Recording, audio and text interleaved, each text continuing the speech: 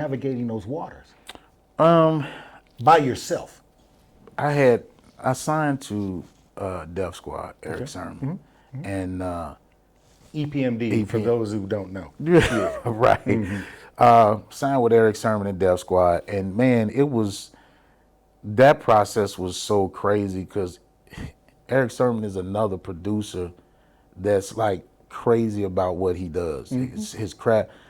He has this broke workstation, this W2 workstation, and dude, he will not replace it for nothing. I don't know if he does it now, but for the years that I was signed to him, H2, he had this one workstation, rolling workstation. The button was gone from it, but he wouldn't get another one because that's the one he knew. That's the one He got used to operating that way. Doc, he had to used to take a pen and go in the thing and press the button for the song for the tracks to start. Wow. But when I tell you, when it came, every track that would come on would be so banging, we would have to turn it down in the studio because stuff was knocking stuff off tables and counters and stuff. Because the boy, his basses was crazy, his loops were crazy, his hi-hats slapping real hard. He was such his music was really cinematic. Okay. So by that I mean, So his music told a story. whenever I heard it, whenever I heard a track now, because I did all my own writing, I was like, could you just hear the track and then just write? because I could see. Okay. You know what I Okay. mean? That's why I said it was cinematic, that's what I call my music. I wanted my music to be cinematic, like his tracks. Well, my lyrics and my vocals, to where you can see the story and not hear it. You know what I mean? You just picture it. You can close your eyes and see what I'm singing. That's how I saw his music. That's why it was like a crazy marriage and a real close merge. You know what I'm saying? A real crazy merge, because whenever he played a track, H2, I'm telling you, with every we say in Chicago, on every obituary I own. Yeah. I'm telling you now, I could see what I was writing. That's why the lyrics came so quick. So did it make it easier to work with him Yes. on a Chicago 85 and Ghetto Hymns to do that? Yes, it made it so easy because, first of all, he would play the track, we would jump around the studio like crazy, and he would leave and leave me alone. He wouldn't even bother Let you do you. until the song was done. And 9 times out of 10, I did what I did right then and there. And when we finished everything, we played it on the phone. Now, you got to understand, the studios that I was working at was like 45 minutes from his house. If I played it on the phone, 45 minutes later, he was standing at the door getting buzzed in because he wanted to hear it in person. Here's what a lot of people don't even know about him. He's brilliant as it comes to produce. If you're not in that music industry, you have no clue what this dude has done. Man. I read about a contract he done where he gets royalties for the rest of his life. And you read the right thing. It's crazy. He forever. That dude's gonna forever get paid. Forever. And I ain't gonna tell people about the deal. Because, Exactly. But exactly. Forever. forever. Until he punched that clock up out of here. Listen. And then he probably got it going to a trust when he's done. Bingo. Which Right is the to way his it's daughter. supposed to be done. Right to his daughter. But a lot of people don't know just how brilliant he is. And so for you to work with all these iconic producers and writers and arrangers and artists, tell me, how has that fueled your fire to now carry that torch and continue it on? You know, that's a crazy thing you asked that. I had a conversation with my best friend. He's not here no more. Y'all know him. Rest in peace. Gerald Levert. He had a conversation with me one day, and he asked me a simple question. He said, Dave, how do you feel about not being like a double platinum, triple platinum selling artist? I said, I don't care. You know what I mean? My audience is who it is. He said the same thing. And we both said, because our audience is between 500 and 1 million copies. You know what I'm saying? But that's an audience that will always be. When you selling 2, 3, 4 million records, That's a different level. That's a whole different level. That's a different level. You reaching a whole different people at this point. And 9 times out of 10, those people are gonna latch on to somebody else later. You know what I'm saying? They latching on to who's selling the most or what seems to be, the thing to listen to.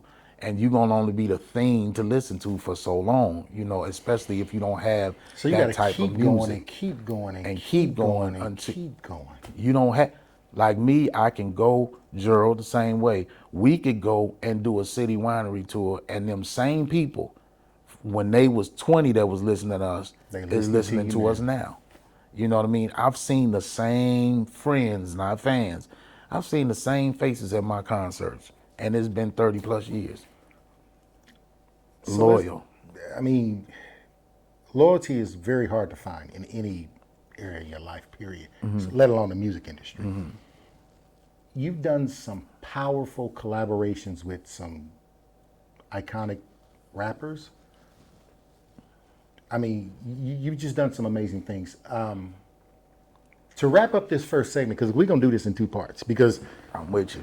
we probably need a 10-part story, but this Right. is just, we just going to hit on a couple parts. We starting. Yeah, this is a starting point. Yeah. Tupac, Biggie, Jay-Z, 50. R. Kelly, Yeah. Puff, like you was talking about. You've worked with all these type people. Has Dave Hollister, and again, I like the question that your best friend Gerald, again, God rest his soul, asked you, have you gotten the recognition that I feel like you deserve? And I know you're too humble to even say that you haven't, but I'll say that you haven't. Do you feel like you've gotten the recognition that you feel like you deserve with what you've done in this industry? I don't.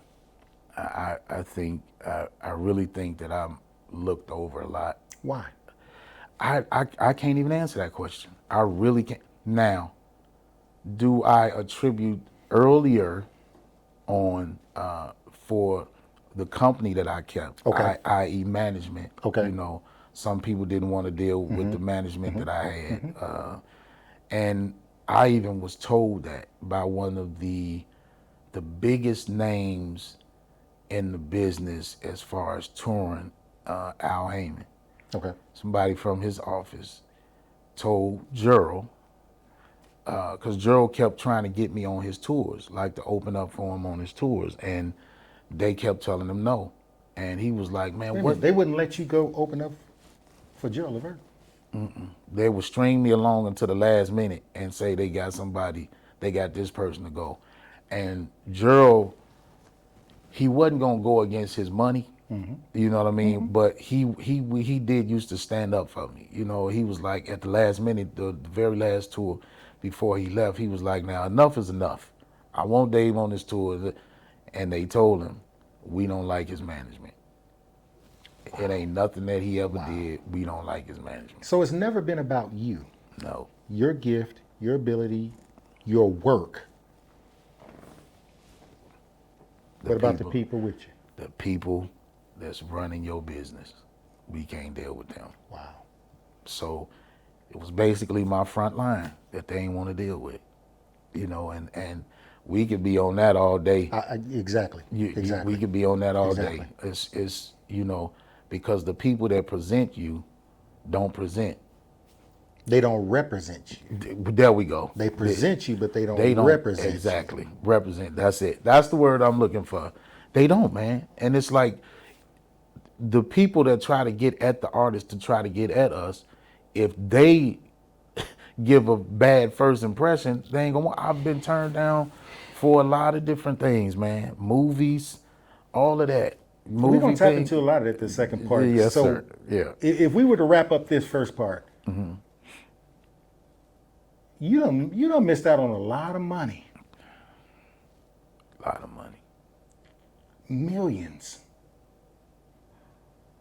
Even Because though I of- made millions. Absolutely. Missed Absolutely. out on. But you missed out on millions. Even Yes, though sir. you made millions. Yep. Sold millions of records. And not what I could have.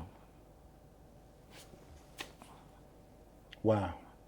Not what. But I it coulda. wasn't the company that you kept, it was the company that kept you. And we're going to wrap up this first part on that one, because I'm going to let him elaborate on that one when we come back. So y'all stay tuned. Part 2 is coming next.